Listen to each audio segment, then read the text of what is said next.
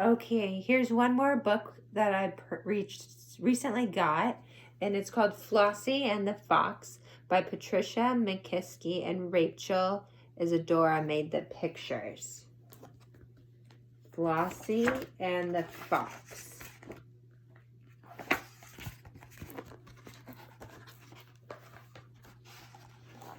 Flossie! The sound of Big Mama's voice floated past the cabins and Sophie's quarters, round the smokehouse, beyond the chicken coop, all the way down to Flossie Finley.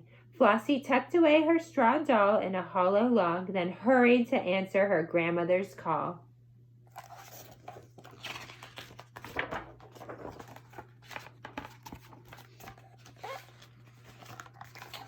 Here I am, Big Mama, Flossie said after catching her breath.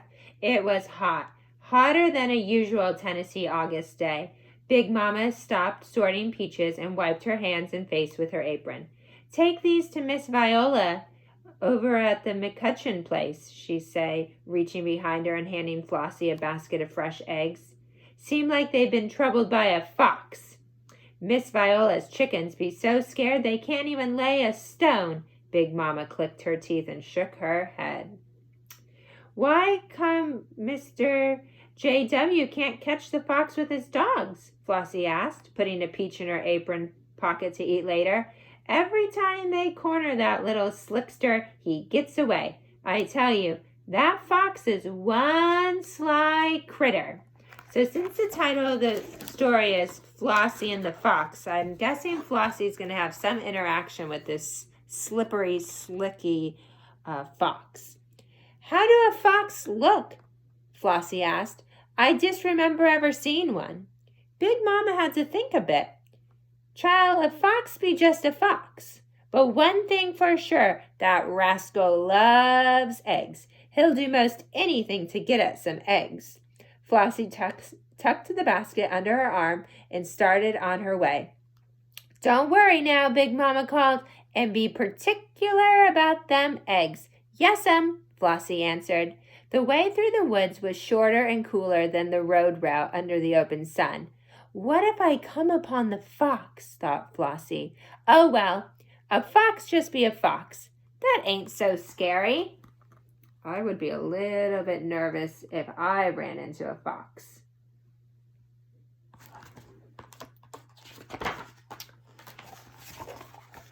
Flossie commenced to skipping along when she come upon a critter she couldn't recollect ever seen.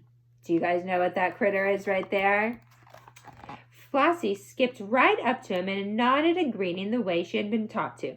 Top of the morning to you, little missy, the critter replied. And what is your name? I be Flossie Finley, she answered with a proper curtsy. I reckon I don't know who you are either. Slowly the animal circled round Flossie. I am a fox, he announced, all the time eyeing her basket of eggs. You see the basket's right there behind her for her to give to the neighbor. He stopped in front of Flossie, smiled as best as a fox can, and bowed. At your service. Who thinks this fox is up to no good and is a little bit sneaky, right? Flossie rocked back on her heels and then up on her toes, back and forward, carefully studying the creature who was claiming to be a fox. Nope, she said. At last, I just purely don't believe it. You don't believe what? The fox asked, looking away from the basket of eggs for the first time. I don't believe you a fox, that's what. Fox's eyes flashed anger. Then he chuckled softly. My dear child, he sounding right disgusted. Of course I'm a fox. A little girl like you should be simply terrified of me. Whatever do they teach children these days? Flossie tossed her head in the air. Huh! Well, whatever you are, you sure think a heap of yourself, she said, and skipped away. So she's saying you really are full of yourself, like really boastful and braggy. Fox looked shocked. Wait, he called. You mean you're not frightened? Not even just a little bit? Flossie stopped, then turned away and said, I ain't never seen a fox before, so why should I be scared of you? I don't even know if you're a real fox for a fact. Fox pulled himself tall and cleared his throat.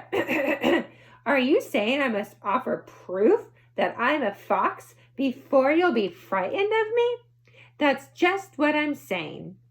Little Flossie skipped through the piney woods while that fox fellow rushed away, looking for whatever he needed to prove he was really who he was. How's a fox going to prove he's a fox? Meanwhile, Flossie stopped to rest on a side of a tree. Suddenly, Fox was beside her. I have the proof, he said. See, I have thick, luxurious fur. Feel for yourself. Fox leaned over for Flossie to rub his back. Feels like rabbit fur to me, she says to Fox. Shucks, you ain't no fox. You a rabbit, all the time trying to fool me. Me? A rabbit? He shouted.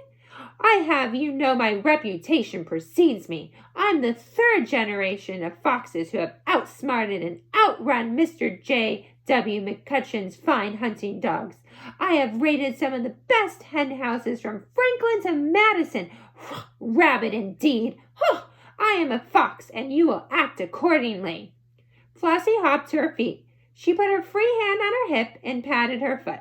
Unless you can show you a fox, I'll not accord you nothing. And without further ceremony, she skipped away. So she still doesn't believe that he's a fox, and even implied that he might be a rabbit, which made that fox really upset. Down the road a piece, Flossie stopped by a bubbly spring. She knelt to get a drink of water. Fox came up to her and said, I have a long, pointed nose. Now that should be proof enough.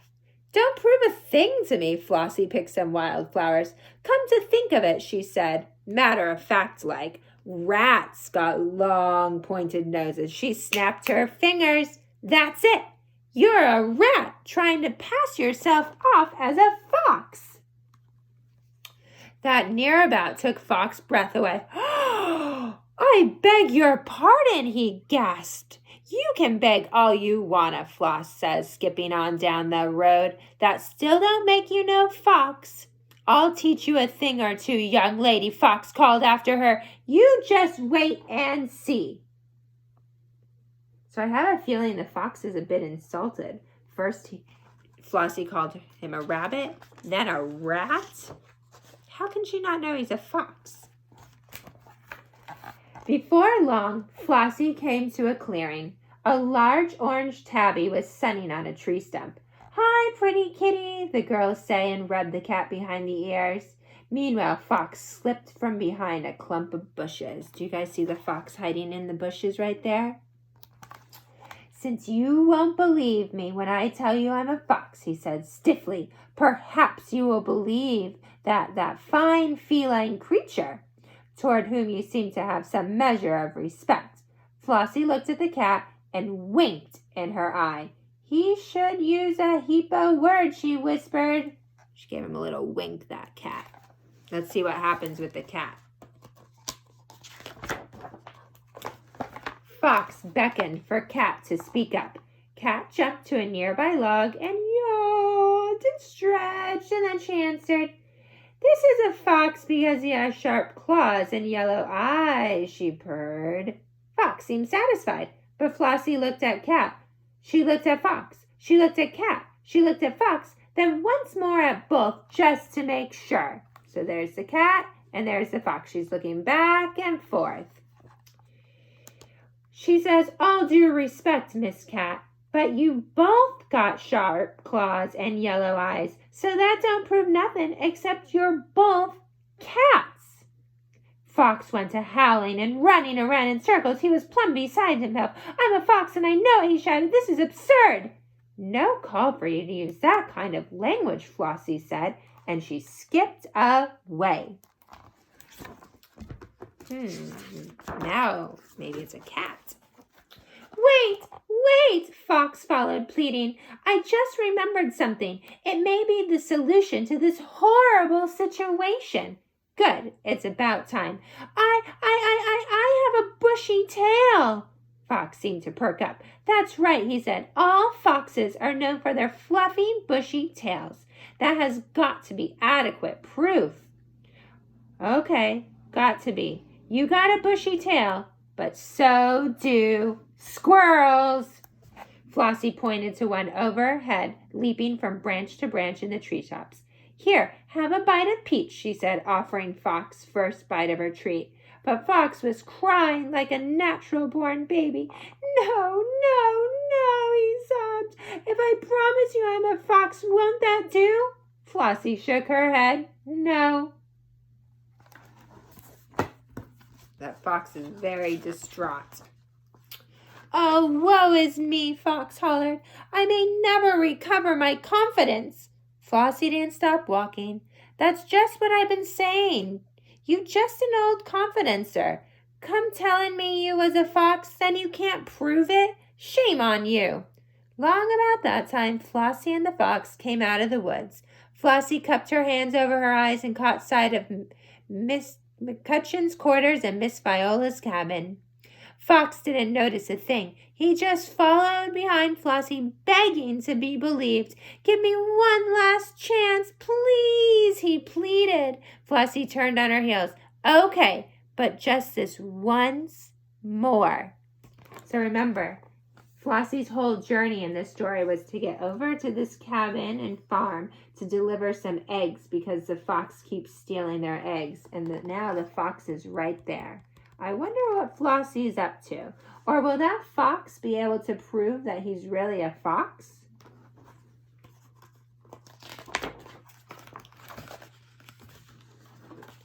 Fox tried not to whimper, but his voice was real unsteady, like, I have sharp teeth, and I can run exceedingly fast. He waited for Flossie to say something.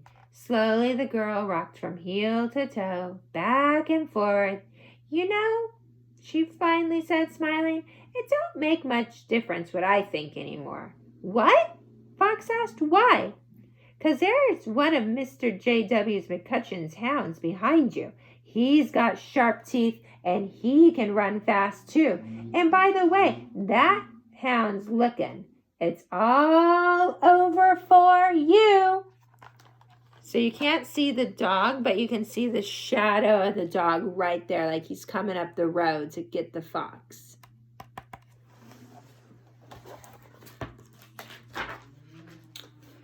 With a quick glance back, Fox dashed towards the woods. The hound knows who I am, he shouted, but I'm not worried. I sure can outsmart and outrun one of Mr. J. McCutcheon's miserable mutts any old time of the day, because like I told you, I'm a fox. So he's running away from the hound, because the hound's job is to scare away the fox. I know, said Flossie. I know. And she turned toward Miss Viola with the basket of eggs safely tucked under her arm. She knew the whole time that he was a fox, right? She was just kind of playing a trick on him so that he wouldn't try to steal her eggs. Okay, and that was Flossie and the fox.